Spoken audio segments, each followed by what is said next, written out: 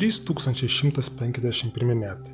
Lygiai 371 metai praėjo nuo pirmojo Star lygos frakcijos subyrėjimo bei Aleksandro Kerenskio ir jo palydos masinės išeivijos iš vidinės sferos.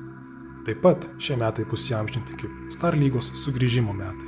Istorikai patikslintų, kad tai trečiasis bandymas įkurti Star lygą, tačiau asmuo, kuris šiuo metu sėdi Ilkhano soste, patikslintų neišprusėlius. Vienintelį, ką galima vadinti bandymu atkurti, tai nekompetentingų vidinės sferos lyderių popierinę lygą.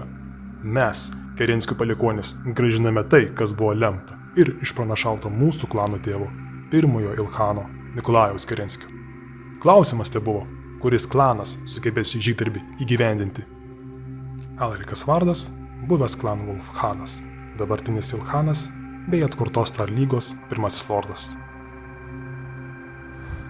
3151 metais Žemėje, dar kitaip minima Terra, dėl Ilkhano titulo vyko nuožmus Bačalas tarp Wolf ir Jade Falcon klanų. Po pergalės Terroje vilkams laiko atsikreipti nebuvo. Juos lydėjo Sferos Respublikonų teroristiniai išpuoliai, visuotinis priešinimasis klaniečių pertvarkai, kitų klanų nenoras pripažinti esamo Ilkhano, bei lyg iš giedro dangaus utlupęs Daušenoleo lydimą Kapelų konfederacijos invaziją. Visi šie žymūs įvykiai, kurie turėtų sukrėsti visą vidinės sferos politiką, yra didžiai daliai nežinomi. Vidinė sfera jau susigyveno su prieš 19 metų įvykusiu pilkuoju pirmadieniu, kurio metu virš 80% tarp kosminio susisiekimo HPG stočių tapo nebeveikiančios. Visa informacija, visos žinutės, visos naujienos perduodamos pašto kurjerių laivais. Vilkų imperiją prižiūrėti buvo patikta Star pulkininkui Otharui. Jis buvo paskirtas Khano vietininku ir priima sprendimus už Alariką iki jo grįžimo. Nutiko blogiausia.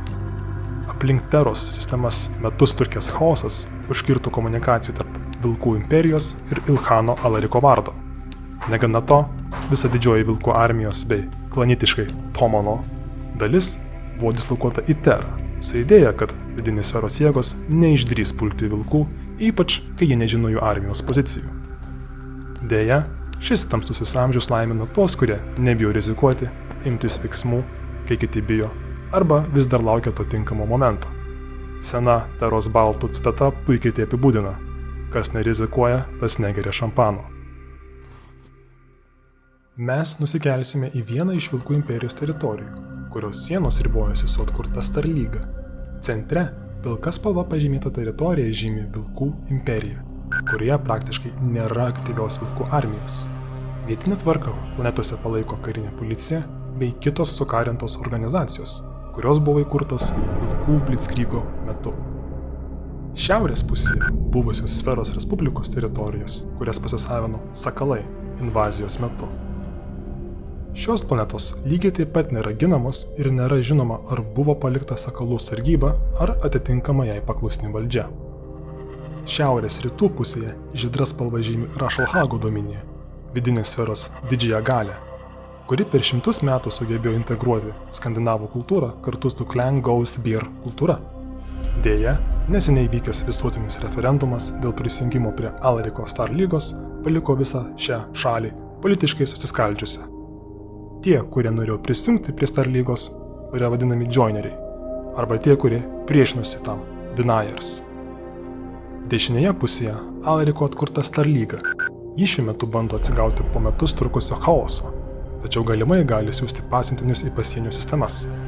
Star lyga šiuo metu sudaro Clan Wolf, Raven Alliance, Clan Seafox, Clan Jade Falcon, Clan Smoke Jaguar, tarsi neužinomas kaip Fidelis, bei vietinių sistemų Star lygos savanoriai. Tikriems Trueborn klaniečiams tai yra Halka.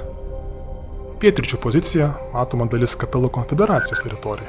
Po nesėkmingos invazijos į Terrą galimai siųs žvalgus po Vilkų teritorijas.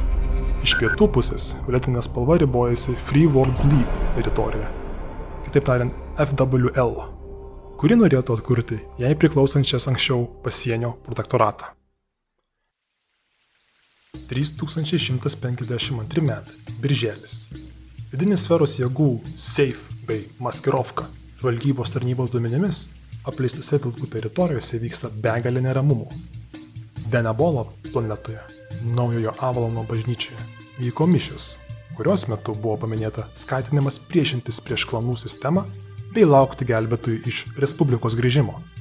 Nufilmuotas vaizdas išplito klanų Chatterbell sistemoje, ko pasekoje vietinė vilkų policija suėmė kunigą ir uždrausta Naujojo Avalono bažnyčios veikla. Tai sukėlė vietinių gyventojų nepasitikėjimą, protestus, kurios virto riaušėmis. Zosma planetoje dėl piratų išpuolių stipriai sumažėjo krovininių laivų skaičius.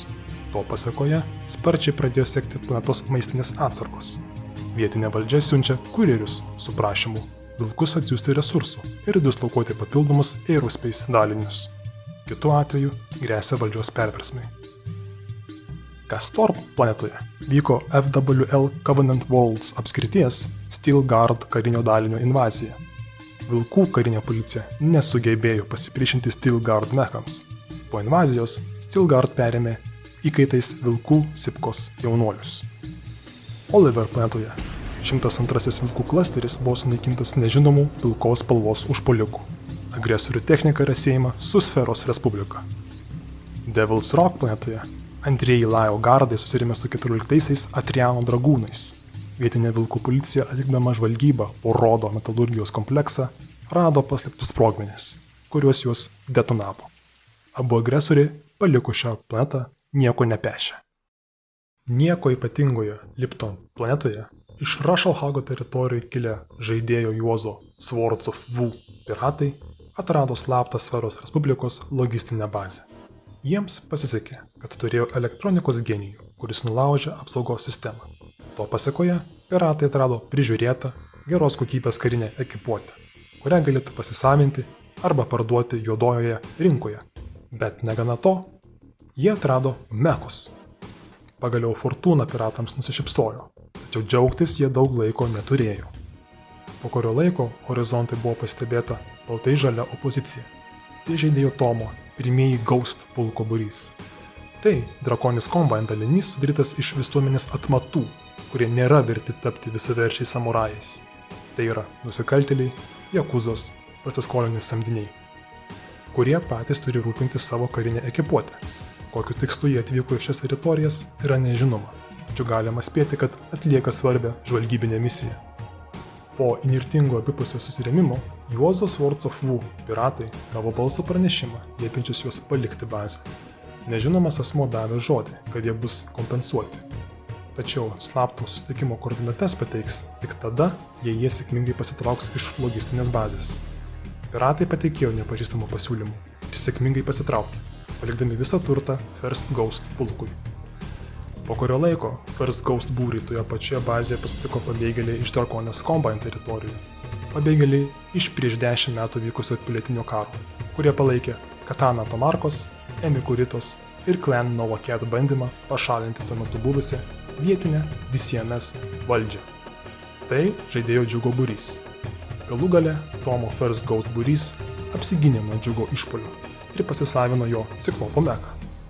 Ar Ghost būrys sugebėjo sugauti belaisvių tardymui, to nežinoma. Mūsų žaidėjo Kirilo Clan Ghost Bear atstovaujantis karinis būrys nusileido Oliver planetoje. Tačiau juos pasitiko iš SLDF pusės atkeliavęs Clan Jade Falcon reprezentuojantis karinis vienetas. Tai naujoko Deniso kariai. Sakalai, žinodami Rashalhago politinę suirutę, norėjo sužinoti, kuriai pusiai priklauso Kirilo Ghost Bearai. Šie atsakė, jie nesikiša į politinius reikalus. Negavę tikslos atsakymo, išdėsti sakalai pareiškė: jei jūs tikrai save vadinate Clan Ghost Bear palikuonėmis, manau jūs priimsite mano bačalą. Pralaimėsite, tapsite mūsų bondsmanais. Jei laimėsite, neareštuosime jūsų. Kirilo būriui pats bašalas gal ir nieko gero neneštų, bet tai buvo puikiai proga reprezentuoti save kaip klaną ir pirmas žingsnis parodyti savo karinį išprusimą. Mūšis buvo sutartas dėl kontroliuojamų radio taškų ir Kirilo Ghost Bearai įveikė Deniso Clan Jade Falcon reprezentuojantį būrį. Devil's Rock planetoje vyko dar vienas Second Layer Guard ir 14-ųjų Atrian dragūnų žvalgybos būrių susidūrimas. Balio kapeliečiai perėmė dar nesusprogdintą metalurgijos kompleksą. Ką su ja toliau darys, nėra žinoma. Apleistose vilkų teritorijose vykstantis chaosas siunčia žinią į Free Worlds League Atrėjos parlamentą. kad vilkas neteko ilčių. Captain General Nicola Merrick, FWL lyderė, priims visuotinį sprendimą, kuris padės Covenant Worlds bei kitiems FWL apskritims galimybę susigrąžinti buvusias teritorijas. Jeigu norite dalyvauti šioje kampanijoje, prašome prisijungti prie Wargamer Discordo, Battletech kanalo ir parašykite. Sudalyvauti galite, kada tik norite ir nėra jokių apribojimų. Kai susikaups pakankamas kiekis kitų mūšių, sukursiu sekantį epizodą juos pristatyti. Nepamirškite palikti komentarų, paspausti like bei subscribe mygtuką, jei tikitės panašaus tipo turinio. Ir didžiulė padėka mūsų kampanijos dalyviams, kurie žaidžia šios mūšius ir aprašo mūsų Battletech kanale. Viso geriausio, mieli žiūrovai.